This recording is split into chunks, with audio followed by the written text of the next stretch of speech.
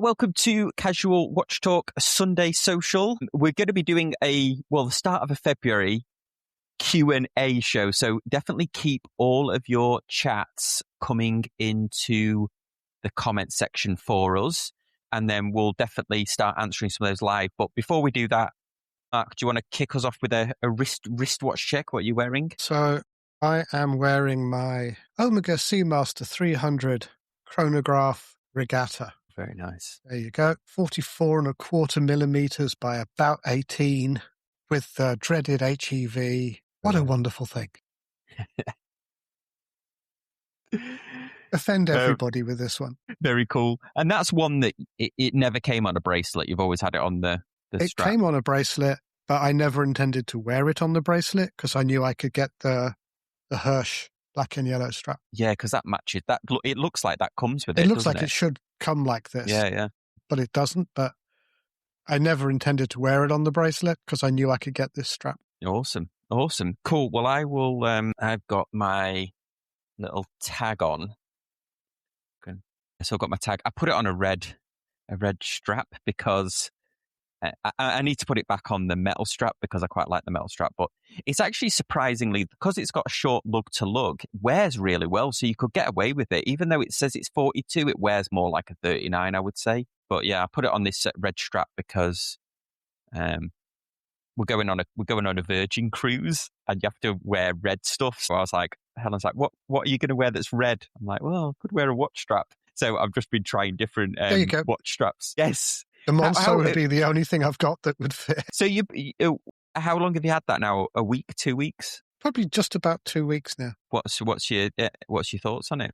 I know you were impressed at the start. I could nitpick the design. It needs a bezel, doesn't need the dome sapphire. It needs a bezel instead. Biggest nitpick is that the lume on the indices lasts forever, but the hands are gone in 5 minutes. Yeah, I think that's sometimes a problem with I suppose it is a micro brand, isn't it, really? But that consistency between the hands and the indices. But if you put it next to the upside down Citizen, you can see that it would look so much better with a bezel, a dome sapphire, or even a flat sapphire, smaller indices and matching the lume. Simon did the case, the bracelet, the dial, the way the date matches on the dial are all great. But I think the indices are over-designed. If ever a watch was crying out for either this sort of bezel or a Globemaster style bezel, not the Rolex fluted one, but the Globemaster style, it's this one. I mean, it's a lovely watch. Seems to keep good time. It's very comfortable to wear. I'm just nitpicking the design. It's a great watch and a great first effort. Yeah, so, yeah, no, good for him. Hopefully he'll come back on the show soon. Eric's asking, is that an Artem strap? Do you know what? I got this off AliExpress, actually. Eric, I'll send you where I got it from. I found out that you can get, even on AliExpress, if you just go for ones that aren't like the super cheap ones, are actually pretty decent. But it came with the little, I don't know what, is that a deployant clasp? That's like what Omega have, isn't it? With the, I don't know what you call that. It is a deployant clasp, yeah. Yeah, but yeah, it fits quite well. And I got another one as well, like a cut to fit red one as well. So I got a bit carried away with the. In fact, it was funny because the person, the delivery, it came by a courier, which was weird from AliExpress, and the courier only spoke Spanish, and I didn't realize this, but the latest Apple Intelligence on your phone, I just added the Apple Intelligence, it automatically translates. So I was texting her in Spanish, I was texting her in English, but it was translating it as Spanish, and then vice versa. So we're having a conversation in both of our languages over text, which I thought was pretty cool. Yeah, technology. I'm waiting for a white strap for my CC. Oh yeah. Nice. Because my intention was not to wear it on the bracelet, but to get it on the white strap. And the white straps are out of stock until the middle of February, so it's on the bracelet. Yeah, I bought the strap from the Tide, the glow-in-the-dark strap for the Extreme that I've got. It's awesome. Christopher Ward do a really good job of their straps, and they have, well, I say they do a really good job. They actually messed that flipping Velcro one up big time. But the other two, because I did like a 3 for 2, so I got a bluish turquoise one for my Dragonfly. I got the glow in the dark one, and then I got the the orange Velcro one. But that new, in fact, let's talk about, whilst we're waiting for sort of questions to come in, why don't we talk about the Pan Am? So I reviewed this. Mark, you did a text review, but you've not seen it in person, have you? You've just seen the renders of it. I've seen the press images and I've seen videos like yours, Sam. Yeah. There was. I know it's been. I thought, to be quite honest, I'm surprised this hasn't completely sold out. There was only 707 made. There seemed to be. I honestly thought this was going to sell out in the first hour. In fact, I accidentally they moved the embargo forward a couple of hours, and I just didn't. It was just one of those things where I didn't do the calculation correct in my head. So my review didn't go live till an hour and a half afterwards. And I was panicking because I was thinking it's going to have sold out by the time basically wasted my time doing this, because it's going to be sold out. But I'm surprised to see it's not sold out. I know the comments the comments that I've had on the upload, and let me know in the chat what you guys think, was that people felt the size was too big. I like the size cuts because I like 42mm watches, and the light catcher case is so wearable. And then also the loom. I did call out the loom in my review. I also called out the IATA codes because I was just saying they're a bit obscure. Like, to use the bezel, you'd have to know. And I only knew a few of them, and I travel quite a lot. But does actually, before I see Eric's asking, does someone own yeah, there is a holding, as far as I can work out, there's a holding company that owns the Pan Am brand, and that's who Christopher Ward collaborated with, because you can type in like panam.com and it brings up this company, and they do sell some merch. It's called Pan American World Airlines. Okay. And they are planning to bring the airline back in some form. So Pan Am was originally Pan American Airlines. Yeah. Was that for a very long time, I think, till they went broke. And then Pan American World Airlines have acquired, as I understand it, the rights to the brand and are planning to bring it back. Yeah, you're right. Pan American World Airways LLC. Yeah, so it looked like they did holidays. Oh, look at that. They've got, actually, I didn't know that they put that on. So they've obviously put the Christopher Ward watch front and center there. So yeah, look, travel. I think this is like they sell package holidays and stuff, and there's a bit of merch. Or maybe they're going to do hotels and stuff, maybe. Looks like it's sort of curated. There are plans to bring it back in some form. And I thought I'd seen that they were actually going to fly again, but it won't be the huge fleet they had before, clearly. So they sold some of it. I wonder how they'll do that, because they sold some of it off to Delta. I think even United Airways or something. Because when I was researching it, not that I did a lot of research in it, Watch Chris actually did a really good review, because I think his grandmother worked for Pan Am briefly and stuff. So he had like a ton of history in there. But so he says, so Mark's saying Pan Am owns the Pan Am trademark. They don't fly anymore, but exist as a flight training company. Interesting. Yeah, so I wonder whether it would be planes run by Delta, but the livery is Pan Am, I wonder. Well, you can dry lease an aircraft, which is you supply the crew, or you can wet lease an airline, which means that you take on crew, you take on whoever owns the airline's maintenance and so on. So they don't have to buy planes; they could lease them.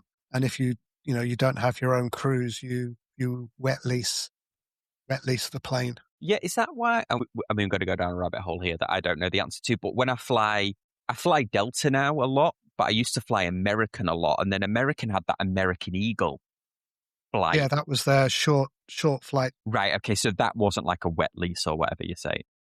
It could have been. It could have been, and I just don't know which way. I think some of them might have been American and some of them might have been leased, but I can't remember. Yeah. So going back to the watch, so yeah, the price, yeah, the Timex watch, yeah. So we've got Timex watch is $250. That's correct. There is.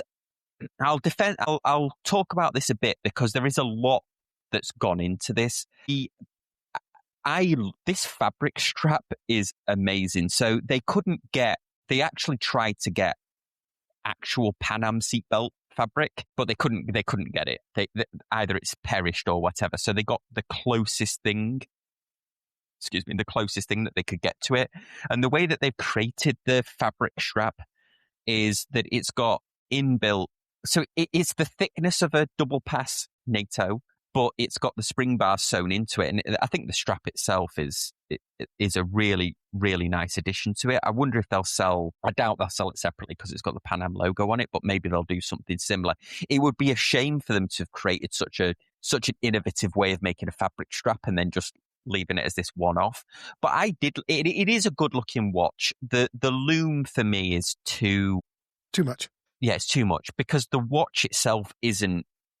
It's vintage inspired in the fact that it's Pan Am, so it's a vintage brand, but the light catcher case isn't a vintage design, and it's got a flat sapphire crystal. There's an incredible amount of effort that's gone into matching the blues. So they've had to match the blues of the dial printing, the hands, the rehaut, and the aluminium bezel as well. So different, probably at least 2 or 3 different materials that they've had to apply the paint to, and they've kept their color consistent, which I called out in the review.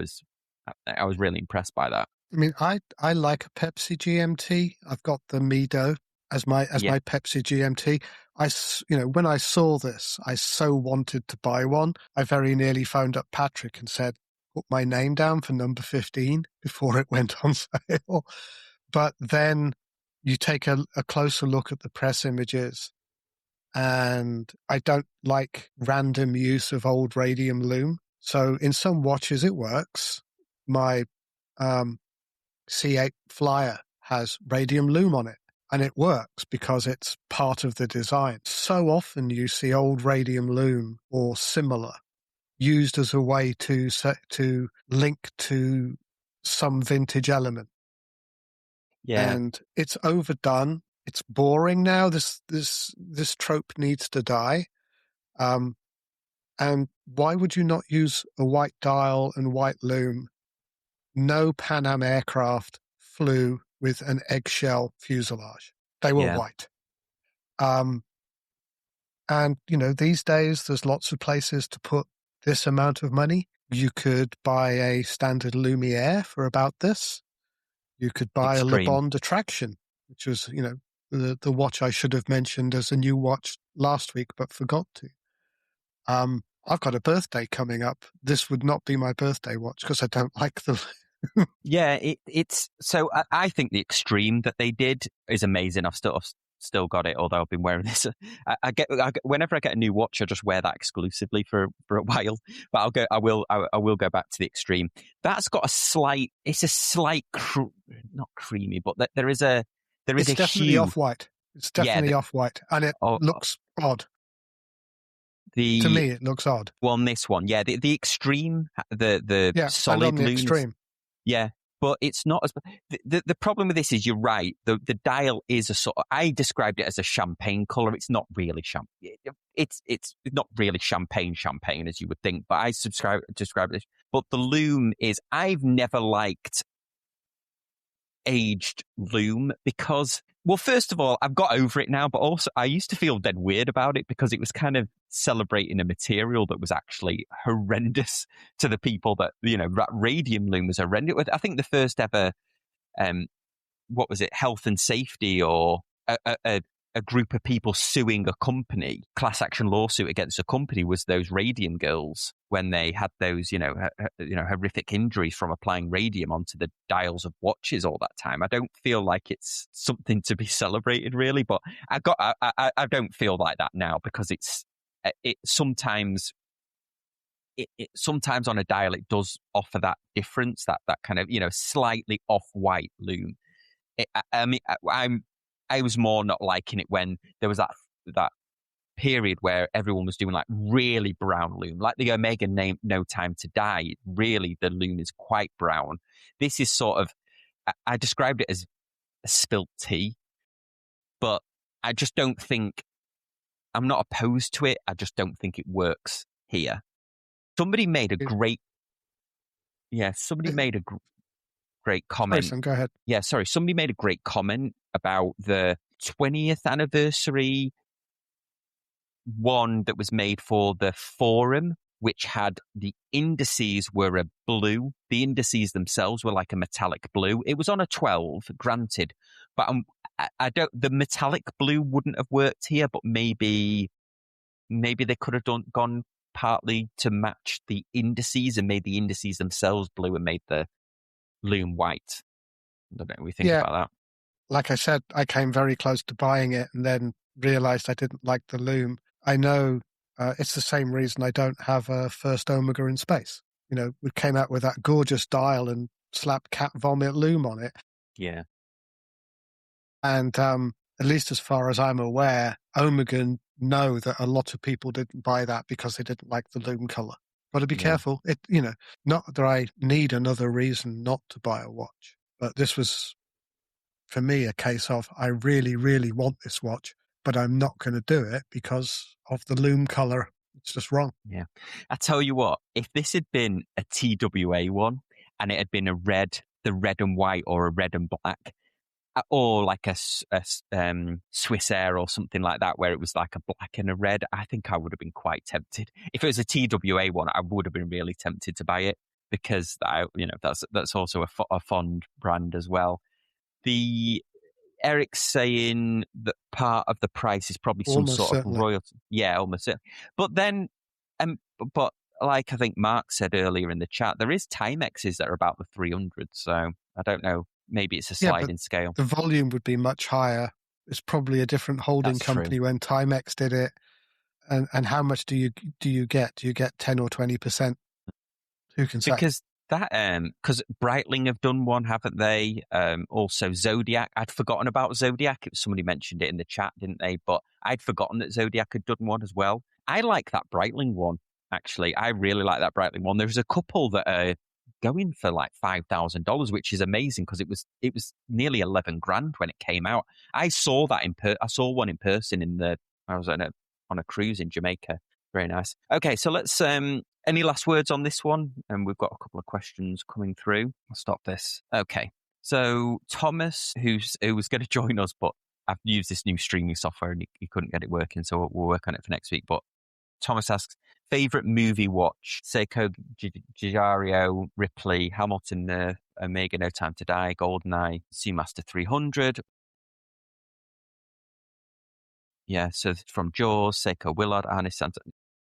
Do you have a favorite movie? I've asked you this before, haven't I?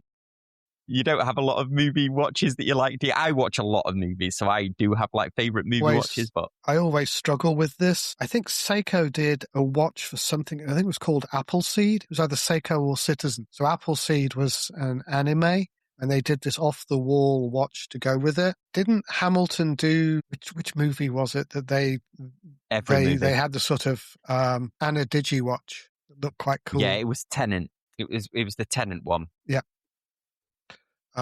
But, you know, it's not a movie watch, but I would always pick the Casio titanium Gundam watch where they laser ablated the titanium. Yeah. That would just be my favorite Link watch. Yeah, I like that watch. It's a pity that I actually did have an opportunity to buy one, but it's got a negative display, and I never liked that negative display. And it's also $1,700, and you couldn't wear it just in case it scratched. Yeah, I'm thinking. And then you'd ruin it. Yeah, there's so many. I mean, especially Hamilton. Do you know? I just watch. If anybody likes action sort of TV shows, that Terminal List obviously was amazing on Amazon Prime. But then the follow up or the spin off series, the Terminal List Grey Wolf, was really, really good. And there was a lot of watches in that. There was vintage watches, but then the main protagonist had a Tudor 39, Pelagos 39, and there was all sorts of really cool watches in that one. Even it's funny how you watch like TV shows now, and there's so many different watches that become sort of part of the character. Especially in that one, the watches were like heavily used in there. But yeah, there's so many different. I wish that Tennant watch, to be honest, had actually been Annie Digi. They never did it. They just used the Sub-Zero or whatever it was called and just reskinned it. But they should have made that. The new Resident Evil game is coming out, and they've made the Pan American watch the one that's normally blue. They've made it the John Player special colours. Have you seen that one? Not yet. I'll just comment on Pedro Manuel about the airport code for Zurich being wrong on the Christopher Ward. Oh, yeah. That was on the prototype. It is supposed to be fixed on production watches. So, yeah, good spot, but I believe it's been fixed for production watches. Yeah, it absolutely has. In fact, I told them to I said, you should keep the misprinted one. The one they sent me was misprinted. I had a prototype and it was misprinted, but I did put them side by side and then I did put them side by side and showed the difference. But yeah, it was quite a quirky one there. But do you ever play Resident Evil games? I don't think I have. I'm more of a 4X gamer than anything else. Yeah, the Resident Evil, I love that genre of sort of action horror. Let me just show you. I've played them, but it's been things like Bioshock and Bioshock 2 on the PlayStation. Yeah, no, I absolutely love I love the Resident Evil games. So they've done the Pan American, but in like a John Player special. Oh, that'd be cool. That would be cool. Yeah, so you can see it there. It does look pretty cool. And they've got this other one as well. But yeah, I think one of the main protagonists is going to have this. It is going to be their watch. Awesome. Did anyone? Oh, yes, somebody, yeah.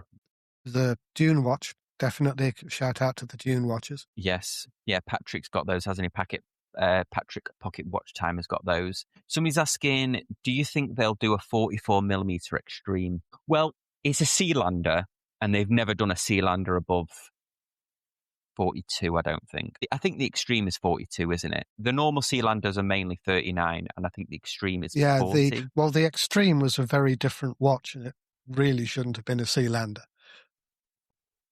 They brought, because it's a different case. It's got the push-in crown, etc., etc. But that was 40 or 41, and then the rest of the Sealanders have been 39 or smaller. Do you know what's interesting? I took the Beta bracelet from the Pan Am, and because I was going to do some outdoor shots with the bracelet, and sometimes if they're prototypes, I don't adjust the bracelet. So I thought, I'll take the bracelet from the Extreme that has a light catcher case and put it on the Pan Am, but it didn't fit. Even though they were 22mm lugs, it was actually a different profile at the lugs, which is very bizarre for Christopher Ward to do that. They almost never do that. That Beta bracelet, I think, is ubiquitous across most of the models, I think. Yeah. But yeah, I just thought that was interesting. But would they do a 44mm Extreme? Maybe, but proportionally, I think it looks perfect. The size it is, the way the indices are and everything, I think proportionally it's really good. Also, if you made it a 44, you'd have the extra weight of the loom on the hands, the extra solid loom. So I wonder whether that would throw the timing off. Although they could use proportionally smaller blocks. But you've still got mass at the end of a lever, so not enough of a watch designer to know. I suspect it's possible, but it might just be more work than it's worth. Yeah. Okay. So Pedro's saying, if you could choose between Fairer and Christopher Ward, who would you choose? CW, mainly because they still make big watches. Fairer are really good watches. Their single pusher, mono pusher chronograph is gorgeous. They sent me one in for review. In fact, I'm just negotiating with them for them to send me their sort of naughty Nautilus one, and they're very well made. To me, they're different companies. They're very distinctive difference. So you wouldn't be disappointed with either. I like Christopher Ward's aesthetic more, so I buy Christopher Ward's more. But the Fairer watches are very well made. I really like them as well. Okay, so I remember the CW staff at Wind Up mentioning. Okay, let's have a look. I remember the CW staff at Wind Up mentioning for me that the 12 Chrono was in the works. Have you heard anything about it? I hadn't heard that. Have you heard that? If I have, it would be vague rumors, but I think C12 Loco using CW003 and the C002 that should come out May, June, fingers crossed. I think that's taken priority. Christopher Ward have never been that successful with chronographs. So apart from the Valor, which is the quartz, which is a lovely little watch to be fair, but they've never had much success with chronographs. I would assume that a Valjoux Solita 500 chronograph would probably fit the case, but it would get thicker as well. Well, yeah, they made that vintage style retro chronograph, didn't they? And it was very thick. I remember Chris, who I used to do the podcast with, he had it, and that was his complaint, was that just how thick it was. So yeah, maybe they would make it quartz. I mean, the problem with them doing a chrono is that it's kind of very much seems like they're doing a but anyway, let's have a look. Like I said, they've never had much success in selling them. Yeah, there's a couple I know that they put a lot of effort into, especially the compressor, isn't it? And when I've spoke to Mike, he wishes the compressor. I think their compressor was one that he hoped would do very well, but I think they struggled with that. They should put the date on that, but that's a story for another time. So Mike's saying CWR doesn't stand for casual watch reviews any longer. It stands for It has always stood for Christopher Ward Reviews. It's just that it's stealth. Casual Watch Reviews is the stealth name for it. But secretly, it's always been Christopher Ward Reviews. And let's face it, Mark, with Sam and I on here, you've got no choice. You've got no choice. If we had other guests, we might not have rabbited on about CW so much. We're sponsored by Christopher Ward, just Christopher Ward don't know it. And don't pay us. Yeah, don't pay us. We're the worst type of shill. Deal ever. Yeah, exactly. Worst, I know. Worst sponsorship deal ever. And in fact, we pay them by buying the watches. There's something wrong. Yes. So let's have a look. So CAD Mouse, there might be a clue in the name here. Do big brand manufacturers lean on perfect CAD models for promotional materials instead of filming actual watches? Yes, they do. There is a lot of renders, isn't there, that are used? I think most brands use renders these days on the websites instead of the actual watch. I think like a car company, isn't it? A car company just has. In fact, have you ever seen those behind the scenes when they do a car ad? And basically, it's just like a guy on a giant go-kart, and it's like it's like a go-kart, but then the wheelbase expands to what the car's supposed to be, and it's got all the dots all over it. So then when they film the car commercial, yeah. But I think that's actually a shame. Well, is it a shame about the renders? Because sometimes it's very hard to photograph a watch, isn't it, consistently? Some people do awful jobs at it. But yeah, I think most of them are renders actually nowadays. Certainly Christopher Ward, I think the majority is renders on that. A Tudor, I've just been doing a Tudor one. Which they hadn't used to be. No. They used to work with a photographer who spent a lot of time getting the lighting right. Not sure that's the case now, though. Yeah, the actual photographing of watches is so hard. I think the only one that can actually do it properly is Adrian at Bark and Jack. Because he's got, if you've ever seen him, like his full setup, he's got the diffusers and the light in all the different angles. I mean, I've got a huge, it's not here, but I've got a huge fill light, but getting it dialed in and getting the dust off because you can do an entire macro shot and not realize until you're editing it that there's a tiny fleck. And there is actually, more often than not, you'd be surprised that watches many thousands of dollars still have, my Braymont's got dust under the dial that you can only see in macro. So my Rolex had an ever so slightly misprinted 5 on the rehaut.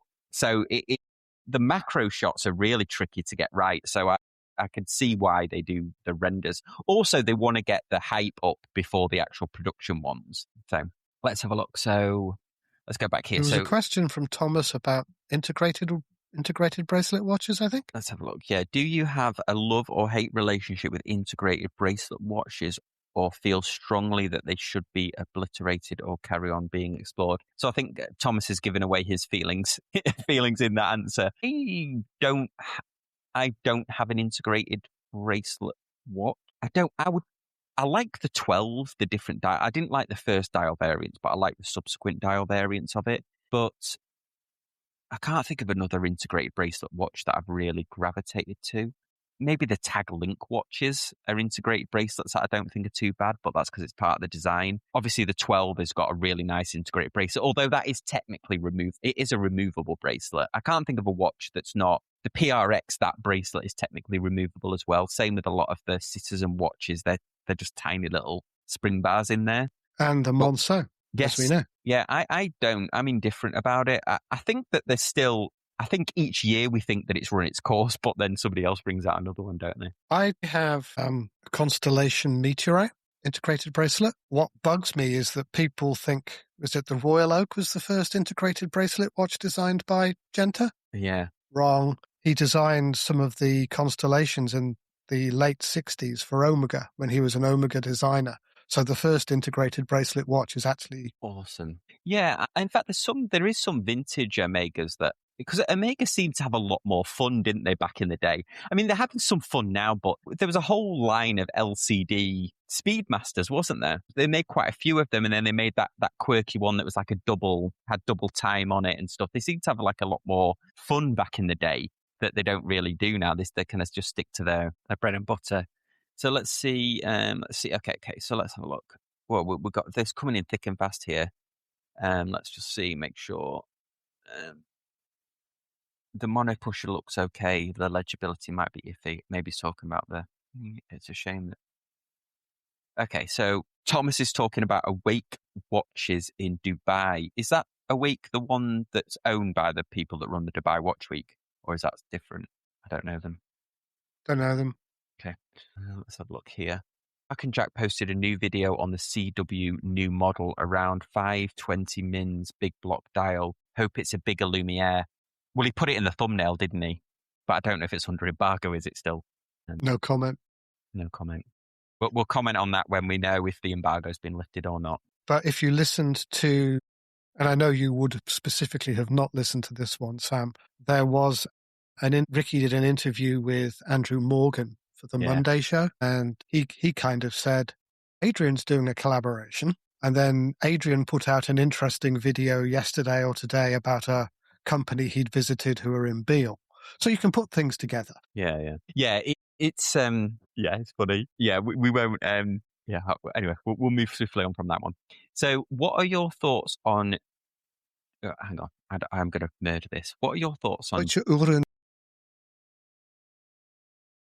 Okay, so thank you for that. It's a micro brand from Germany that sells field watches. Looks like they're. Well, let's pull it up because I've never heard of them. Have you heard of them, Matt? Nope, news to me. Let's have a look. Well, that's very impressive that you just did the old German. The only German I know is Ich verstehe kein Deutsch, which, as far as I know, means I don't understand German. Okay, I think no German would understand it because that was so bad. I know, it's the pronunciation. My wife's grandparents were German, but they moved to right. Okay, so this is it. Okay, kind of neat, isn't it?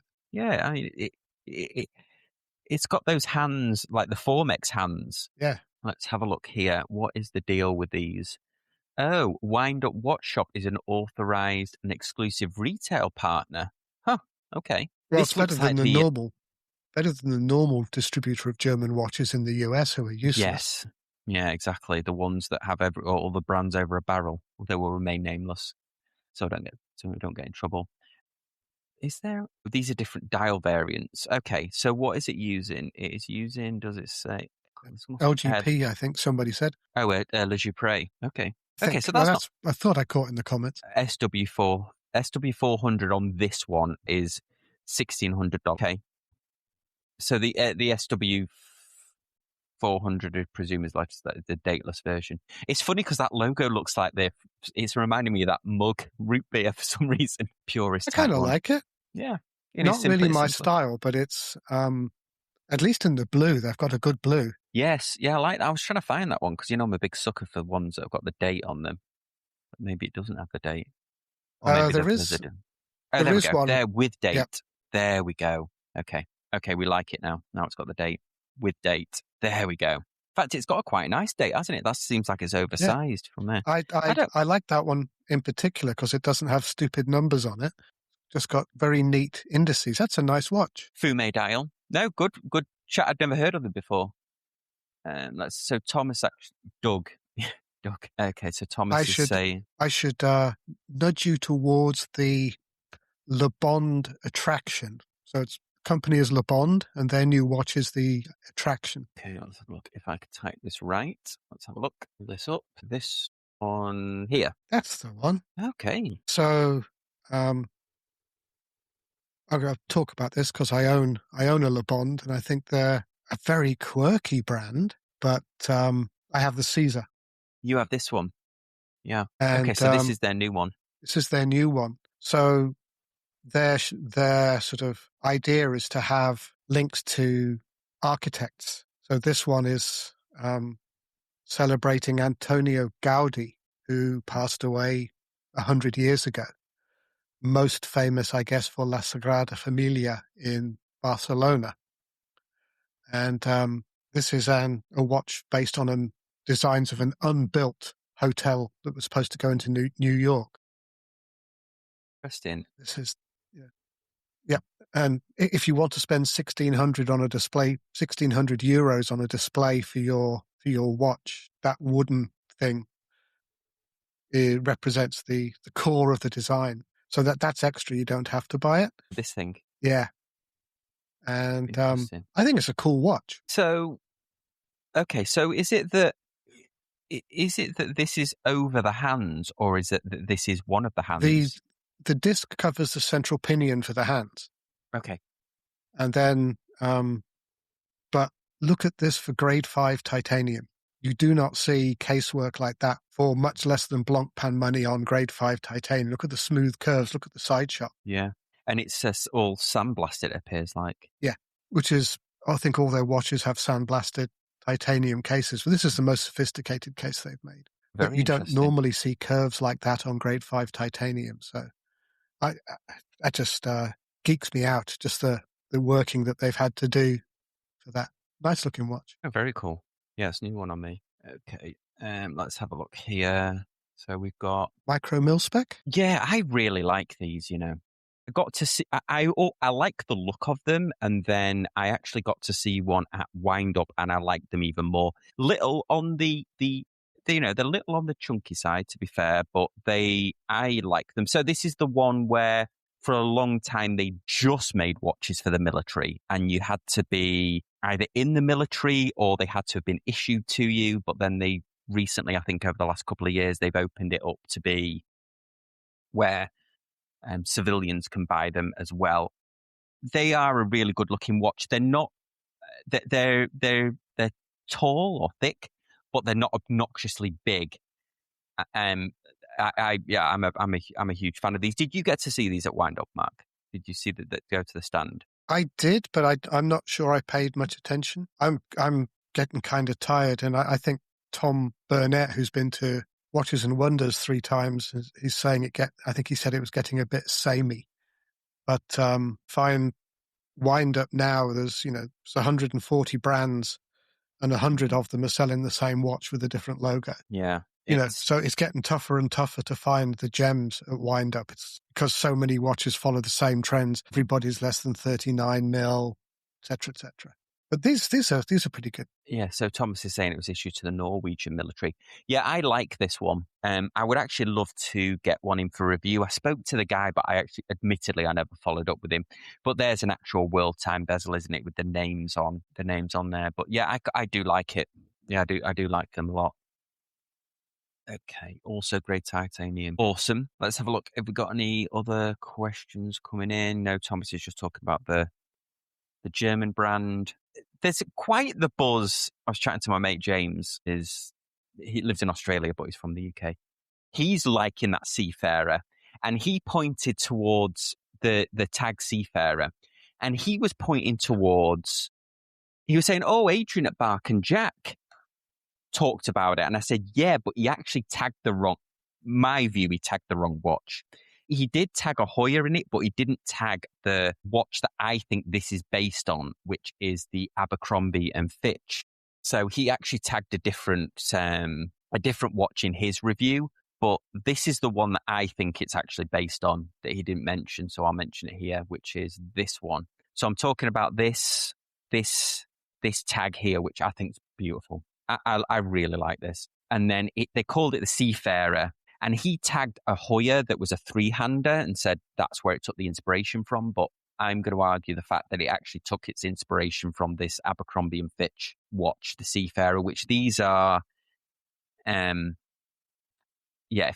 think I wonder how many of these people don't even think are valuable because it says Abercrombie and Fitch on it, and they don't remember that Abercrombie, or they don't know that Abercrombie and Fitch used to be an outdoorsman sportswear shop before it became a fashion brand. But these are quite valuable, these ones. They had Hoyer movements in them, so that's the link. What did you think of this? Did you like this one, Mark? I know we talked about it last week, didn't we? I liked the 41 mil glass boxes. I think they're called, which were introduced at LVMH Watch Week. Oh, these ones.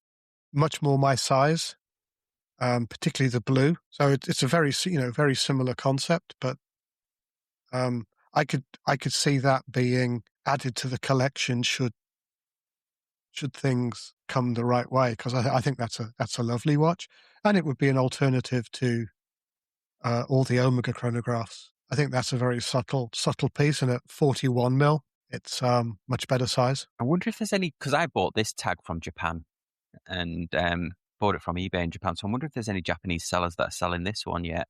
There's one for Japan. Oh yeah, so it's $1,000.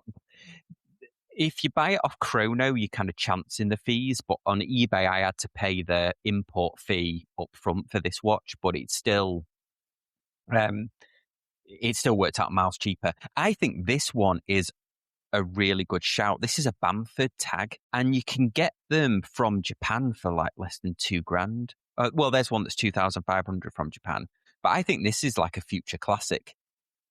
The Bamford Aqua Bracer. I think it's from 2009, maybe. So maybe it's more recent than that.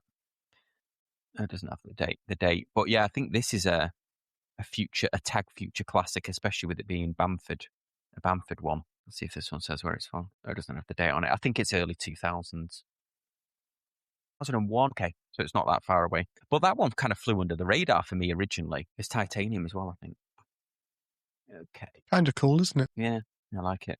And it's a decent size as well. I think it's 43 millimeter. So up your alley. Comes in the Bamford I still box. think the average size of a watch in my collection is approximately 42.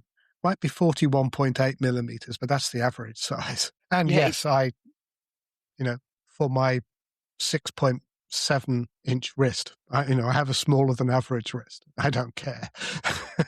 Yeah, it's funny, isn't it? Because this is 42, but I think it wears more like a 39, whereas my Bremont is, I think, a 39, but it wears a lot bigger, but also it is a lot taller. Do not understand the Bamford thing. Well, Bamford is sort of like Barabbas, or it's like a tuning company. It's sort of like a car tuning company, I would say. So like Barabbas, or I can't think of the others now. Mopar, or those other ones. Is that how you would? It's Brabus, AMG. not Barabbas, but there you go. But I get what you mean. He's a customizer. Yes. Or originally was a customizer, and then has done a lot of collaborations, and I suspect quite a lot of consultancy with brands as well. Yeah. I don't always get the watches he's made. At one time, I forget which watch, might have been a tag, you could go on to his website and customize it in real time. Yeah, you can actually still do it. So if you go, I never found I could do better than the original anyway. So it's just like, okay, let somebody with taste actually do that for me. Yeah. So this is what you're talking about. This is the I'm thinking of the Monaco. Yeah, where you can do the old build your own. And it's just not a good idea to have me do it. I realized that I have no taste whatsoever when I did this. So just let somebody else do it, because I'm only going to screw it up. Here we go. Let's see if I can make a truly ugly one. Let's see if I can make the ugliest one going. There's maybe green subbed out. Oh dear.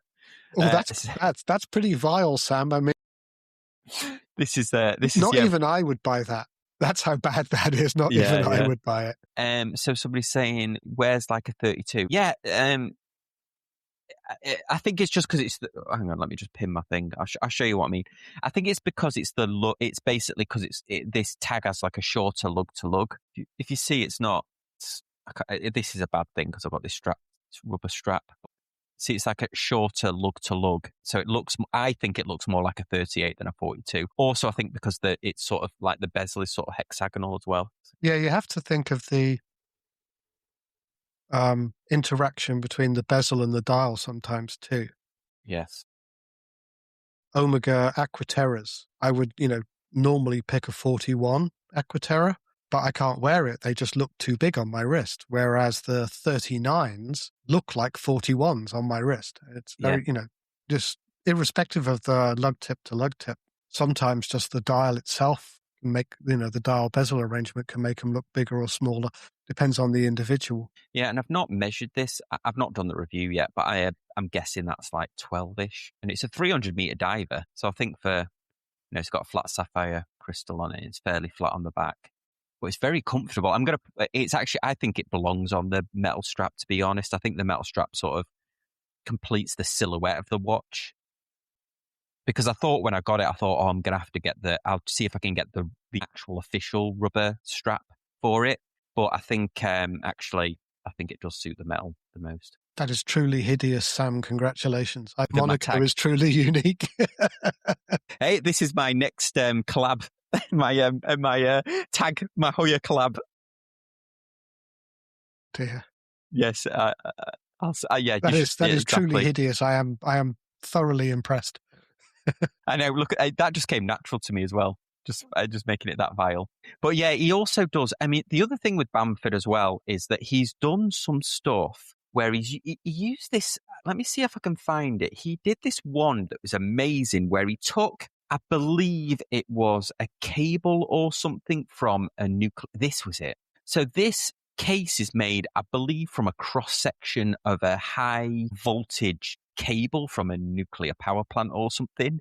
And he took a disc, basically, of the cable. These are all the individual wires, and this is the outer copper, I think, or bronze. And he made it into a case. I wonder if it's actually got... It doesn't really have like a lot of blurb about it, but there was a whole thing about it at one time. Let's have a look if it says it here. But he's done Gerard Perregaux, Frank Mueller he's done. These are all the collabs that he's done. Done the gold tag there.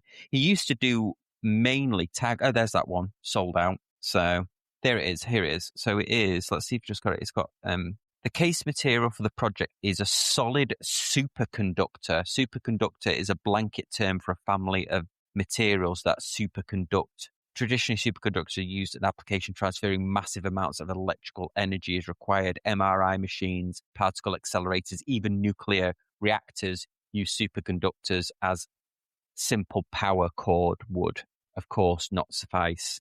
The superconductor we've used for this collaboration is comprised of tight orientation of silver, metal, and copper housing. Yeah, so it's made from a cable, superconductor cable. I'm glad I remembered that correctly. Otherwise, that would have been a bit weird. Okay, so let's have a look. Next question is from Velocity. Is the SYN tagamented process proprietary, or is it a marketing speak for an existing technology? As far as I know, it's existing technology because Damasco use something similar. Am I right in that? Damasco use ice hardening. Okay. I think at one time, tegamenting, didn't that come from the submarine, making submarines? Possibly. I believe it's a form of case hardening. So it's a niche process within general case hardening. It is their proprietary process, but I think they've carved a niche out of an existing technology for that. So I've never really looked into it, but that's what it feels like. Yeah. So I thought Damasco, which is another. If people don't know, like Damasco is another brand that is. It used to be more talked about in the same vein as ZYN because it's also German and it's a family-owned business. But I don't hear a lot of people talking about Damasco anymore, except for Mark from Long Island Watches, who distributes them in the US. Yes, of course. Well, he sells them. I don't know if he distributes them, but he sells them. Yeah, because the problem with I'll risk upsetting people here, but I think the reason that ZYN isn't as popular as it should be in the US is because of the only way you can buy one online is through watch buys, unless you get them on the pre-owned. So they don't have a wide distribution. You can't get ones easily for review. Okay, so this is Damasco, and they use ice hardening, I think. But yeah, you used to hear a lot about Damasco, but I've not heard about them for ages. This was their classic design. I think they're made It's a to order. shame for the German brands. I think Zinn, Damasco, Tutima as well. Okay. But they make great watches, but they're really really hard to find. So you can't see them, and you sit there and go, "That looks like a fascinating watch," but I've got no, not going to buy it online because I'm not that familiar with the brand. Not, and they're hard. They're hard to see. Yeah. Yeah. Same problem that Mido have. Mido make great watches, but you can't find them to look at. Yeah. Ice hardened stainless steel. There you go. That's what I was getting. Yeah, because for the Zinn, I've been to like one of those ones where they invite you to like a hotel, and then you can see all the watches there. Tagamented process is an added Zinn process. Okay, so I think the steel itself is labelled as submarine steel, and I think the tagamented process is added by Zinn. Awesome. Yeah. Okay, cool. Right. Okay. Well, we're coming near the end of time. Thanks everyone for being so active in the things. You got any final thoughts, Mark, before we wrap it up? Nope. Cool. It's interesting chat as always. Yes. Yeah. Guys, thank you so Mark, thanks for joining me. And guys, thank you so much for all of the great questions in the comment section. And we will see you next week. Also, if you're not subscribed, subscribe, because I've interviewed Justin, who joined us last week. He's worked in the watch industry for like 15 years. He's worked at Rolex and Tudor, and we did a video specifically on Tudor. I'm just editing it now. So if you're not subscribed, subscribe. I'm going to release it this week. It's really fascinating about who really does buy Tudor. Are they an enthusiast brand, or does the general public also buy Tudor? So I think you'll find it fascinating. Cool. Well, thanks everyone for watching, and we'll see you next time on Casual Watch Talk Live. Thanks, guys. Have a good one all.